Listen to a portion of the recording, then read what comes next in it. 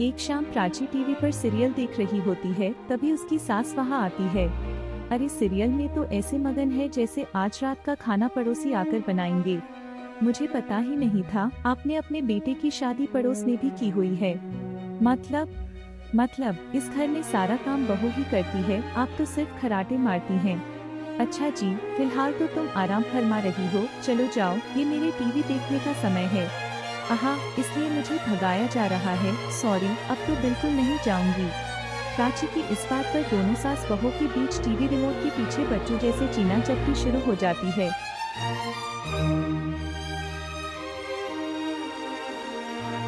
जिसके बीच श्लोक भी काम से घर वापस आ जाता है। आज मेरी चूहे बिल्ली की जोड़ी किस बात पर झगड़ रही है, और तेरी बीवी मुझे टीवी नहीं देखने दे रही। अरे तुम्हारी मम्मी मुझे खाना बनाने के लिए फोर्स कर रही है। अरे ऐसे बेतु के रिजन पर तो बच्चे भी झगड़ा नहीं करते। अरे मुझे कुछ मत बोल, सब इसने ही शुरू किया है। हाँ, जैसे आप तो बहुत दूध की धूली है ना। अरे बस दोनों चुप, प्राची जाओ, खाने की तैयारी करो, और माँ तुम छोड़ो। तो मैं क्या बोलूँ, शांति से अपना सीरियल देखो, मुझे दोबारा लड़ने की आवाज सुनाई नहीं देनी चाहिए। ऐसा बोलकर श्लोक वहाँ से चला जाता है, जिसके पीछे पीछे प्राची भी कुछ न कुछ बड़बड़ाते हुए रसोई में चली जाती है। हाँ, सासू जी को तो कुछ बोलेंगे ही नहीं, बस मुझ पे ही हुक्म चलाते हैं, खाना बनाओ, जैसे मैं तो इस घर में खाना बनाने के लिए ही आई हूँ। इसी तरह शाम बीतती है, और रात को प्राची की सास और श्लोक खाना खाकर सोने चले जाते हैं। लेकिन प्राची गुस्से में कुछ खाए बिना काम में ही लगी रहती है। इस घर में किसी को घंटा फिक्र नहीं पड़ता, मैं खाऊं या भूखी रहूं। प्राची कुछ देर के लिए रसोई से बाहर जाती है। जैसे वापस आती है तो वह दूध का भरा गिलास देखकर हैरान रह जाती है। फिक्र पूरी है, बस दिखाना नहीं है। प्राची दूध पीकर सोने चली जाती है, और अगली सुबह एक बार फिर सास बहू का कार्टून नेटवर्क स्टार्ट हो जाता है। यह तुमने किया है? अरे अजीब जबरदस्ती है, मैं बोल रही हूँ मैंने कुछ नहीं किया। दोनों ने मिलकर पूरे घर को पागल खाना बनाया हुआ है।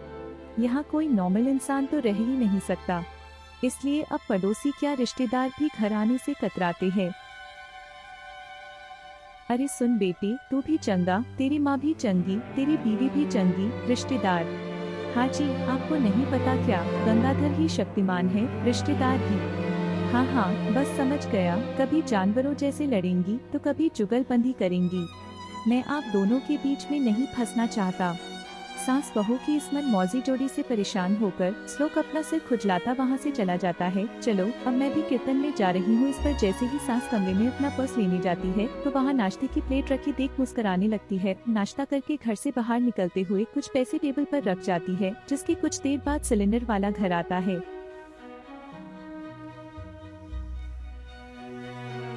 अरे बाप रे, मैं सिलेंडर के बारे में तो बिल्कुल भूल ही गई थी। घर खर्च के सारे पैसे भी मम्मी के पास है, और श्लोक से बोला तो उल्टा 4 बात सुनाएंगे। प्राची ये सोची रही होती है कि अचानक उसका चेहरा चमक उठता है, और वो घर में आकर इधर उधर देखने लगती है। तभी उसकी नजर टेबल पर रखे पैसों पर पड़ती है, जिन्हें वो सिलेंडर वाले को देती है। ये सब श्लोक देख लेता है। अच्छा बेटी, इतना बड़ा घोटाला, सबके सामने में तेरी दुश्मन और पीठ पीछे तेरी मेरी यारी।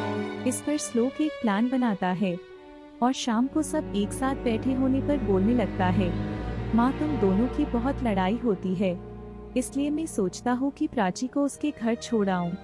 इससे वो भी खुश रहेगी और तुम भी। अचानक श्लोक की ये बात सुनकर सास बहुत शौक से उसकी तरफ देखती है। अरे ऐसे कैसे घर छुड़ा देंगे, मुझे कहीं नहीं जाना। अरे तुमने बोला नहीं पर मैंने सुन लिया, तुम्हें मम्मी के साथ रहना अच्छा नहीं लगता, मुझे पता है। अरे वो जब बहू खुद कुछ काम बोले तो वो तुझे सुनता नहीं, और अब जो इसने बोला ही नहीं वो तू समझ गया। जब उसे नहीं जाना तो फिर जबरदस्ती क्यों कर रहा है? अच्छा फिर आपको मौसे के घर छोड़ आता हूँ, बस अब आप दोनों एक घर में एक छत के नीचे नहीं रह सकते। मैं इस टॉम और जेरी की जोड़ी को और नहीं झेल सकता है। ऐसे कैसे नहीं रह सकती? तुम्हें इतनी दिक्कत है तो तुम्हारा बोरिया बिस्तर पैक कर देती हूँ। लेकिन मम्मी जी कहीं नहीं जाएंगी।